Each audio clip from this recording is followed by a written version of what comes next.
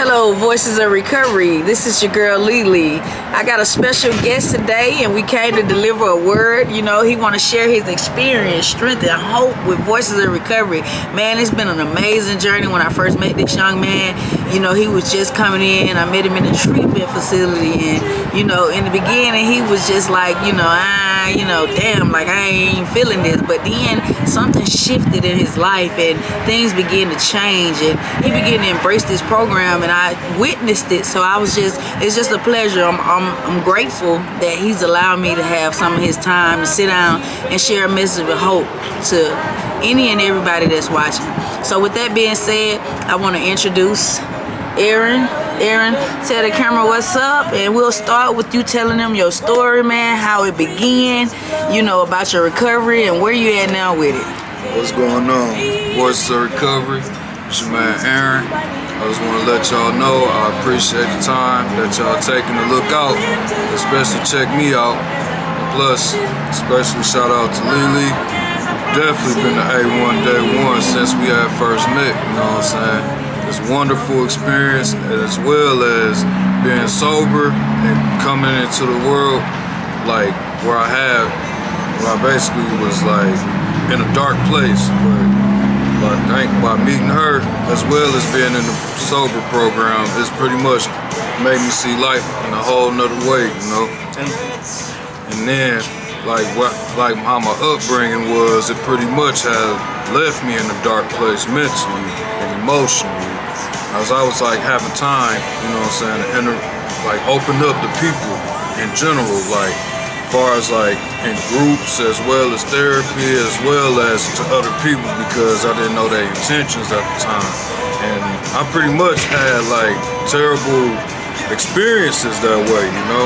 And on top of that, like it's basically getting me closer to what I need to be back in her life. Like I'm slowly but surely coming out that shell, but at the same time, I'm thankful and grateful that the recovery program is literally getting me back to who I am as a person, as a human being.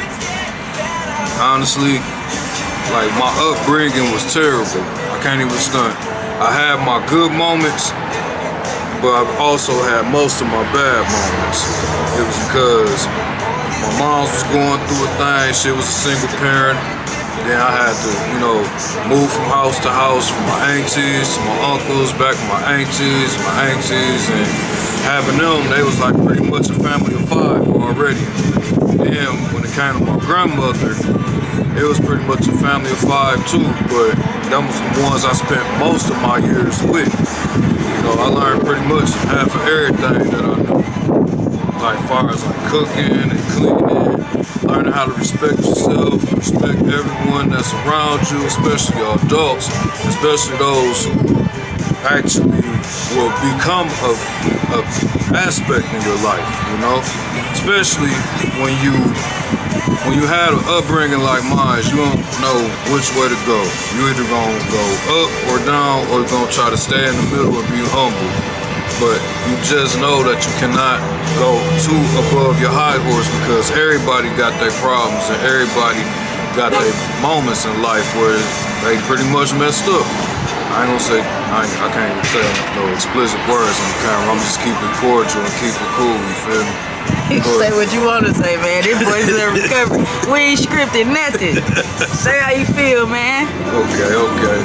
So basically, like it was challenging. It was fucked up and challenging, I will admit. But when I got back into my mama's life, you know what I'm saying, I had to pick up the pieces where I had left off.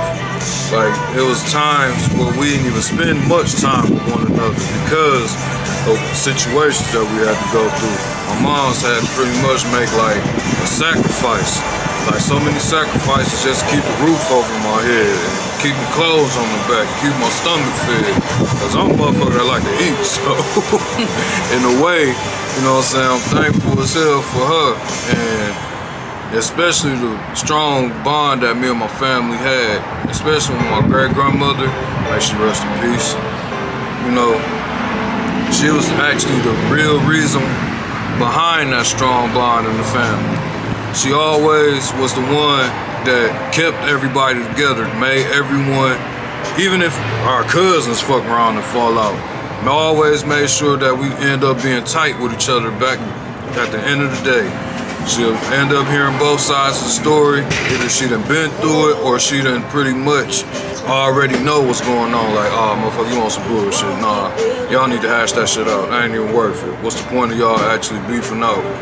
Because y'all see each other on the street, y'all with the wrong person at the wrong time. Next thing you know, y'all gonna have to come to each other's help. Boom. Right then and there. And how I got my start in recovery, I ain't even gonna stunt. I was on the fucked up road. Like, I was very fucked up. Being around the wrong people, made some ill-fated choices. You know what I'm saying? Like, it was cool when we was partying and shit, you feel me? But at the end of the day, it was on me because of what I had chose. And it pretty much fucked me up. Like, I was doing good with the clean record until I made that ill-fated choice. One thing led to another. Fucking around and spent a couple months in the county. You know what I'm saying? I had to learn, I had to adapt quick how the county was working because I heard so many damn stories about how people that went through this and they did that and how they went through that, the whole nine. It was even to the point where I had to fuck around and be, strip searched, you feel me? Basically, because some wild ass shit had went down. They thought both sides of the motherfucking floor that I was on was involved. So pretty much everybody had to go through it. And it was like a degrading ass experience. Like, I know everybody be having them moments when they was kids, but when you grown, it hit different. Like, the shit really hit different, and it scars you. Because you try so much to try to get it out your head, try to block it out. And pretty much drugs and drinking pretty much intensify it. It puts you in the erratic ass space, especially erratic mindset. So the sobriety part of my life, it really came as much as a help to me. You know what I'm saying? I got interviewed by Faith magazine, you know what I'm saying? That's Catholic Charities magazine.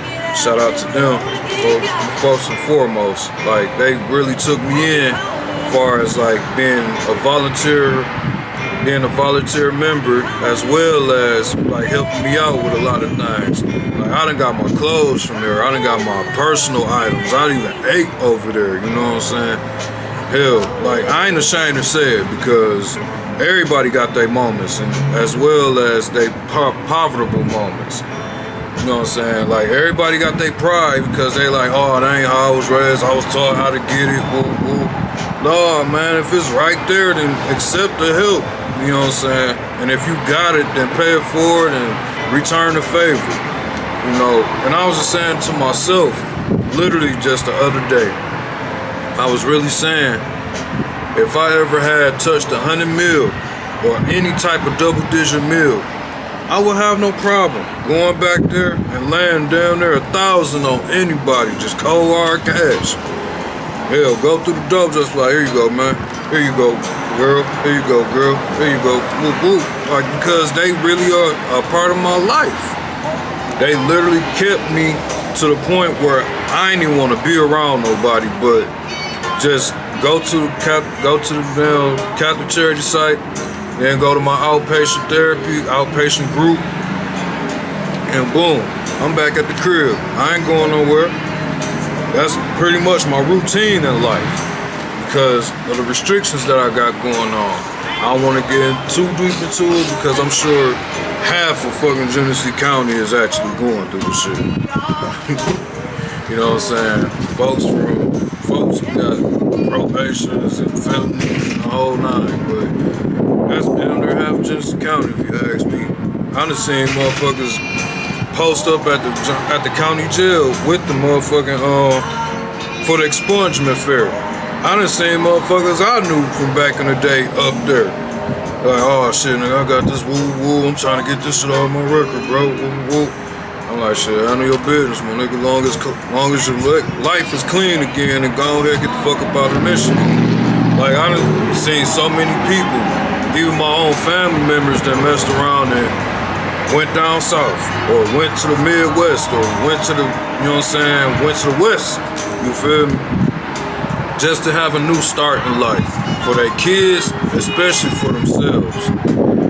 It's just crazy. Like, anything that you pretty much get into in Michigan can be that moment in life that can make an ultimate 360. But thanks to New Paths Incorporated, and thanks to Miss Robin Cohen, pretty much that's what I can't even forget about my homie Mr. Jackson. That's my dog. That's my dog for life, you feel me? Both of them, they pretty much like opened me up to where I needed to like vent as well as express how what I've been going through, as well as been holding in all my life. Because I used to go to family members, but they ain't even had that time for me. Like, they'll give their 2 cents, but you know, once they get their 2 cents, then boom, they expect for me to take it from there and choose what I gotta choose in life.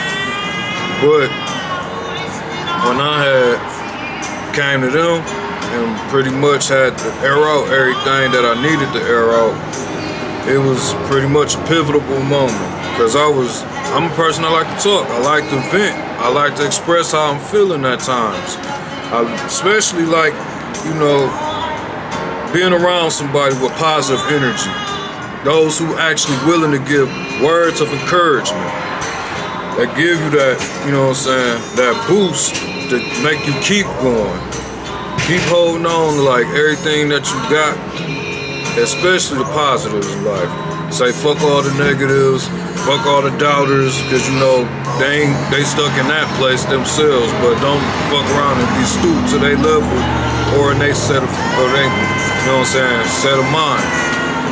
So with that, I'm just grateful that I got a second chance in life to prove that I'm no damn threat to public safety. I ain't no damn menace to society. I ain't around doing no dumb shit besides that one time. And that one time was pretty much it. That was an eye-opener for me, and that was an eye-opener for my family who came through for me. Like, I know I got a lot of people to pay back and look out for, especially with the way they did, especially how they came through for me, as well as how they be trying to give me the game on how to live life and how to go about it legally instead of illegally. Like, I'm just real life thankful. Second chances are a motherfucker, especially if you got restrictions on you and you know that sobriety can help you out in a major way. I'm talking about a major way. It gives you opportunities. You ain't got to worry about going into a job you're applying for and pissing dirty. You know what I'm saying? You ain't got to go in. Probably you got to worry about the little felony, you know what I'm saying? But long as you are inside of a program that can actually get that record off of you and get you spot clean again, that's your chance to literally make it right and get the fuck on down. Get the fuck on down, have a new start in life, impress those that you wanted to impress and let them know that you ain't no statistic. Man, you know, we really appreciate, you know, Aaron sharing his story. And listen, Voices of Recovery. Look, everybody is an artist. And you get that paintbrush, and I guarantee you, if each and every one of us that's watching, you get a paintbrush and you paint with it, nobody's gonna paint the same identical picture. No one.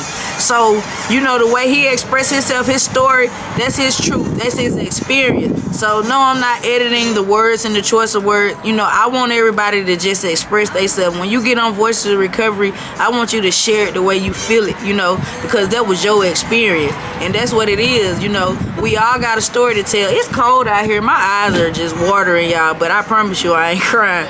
But we all got a story to tell, you know. We all done been through some experience. And, you know, I just want to thank Aaron for sharing his experience, his strength, his hope with Voices of Recovery. You know, we all got a past, as he was saying, but I'm not my past. My past is not gonna dictate my future. I made some choices, but then I had to work my butt off I had to work my butt out to recover from those choices that I made. And in order to apologize formally for that mistake is to never repeat it again. And that's exactly what he was just saying. So Voices of Recovery, we love you. We thank you for your support. Please continue to tune in. We always gonna have a word and a message for you. As I always say, keep your head up and not down. Wear a smile, a real one, and not a frown, because it just takes too many damn muscles. And, you know, keep your head up, man. Stick around. This is life changing. Like, you know, somebody gonna get something from somebody's story. Somebody gonna relate somewhere. We don't reach but one person and we accomplished our mission, you know. So just thankful for, you know, thank you, man, for even getting on here, you know, reaching the younger generation. You know what I'm saying? Like, we need that. We need more of that. So if you're watching and you got a story to share, you know, contact me. You know how to get in touch with me. I ain't hard to reach. LeeLee. So anyway, with that being said, we're going to go ahead and close out. And y'all stay blessed until next time. From LeeLee and Aaron, peace. Peace.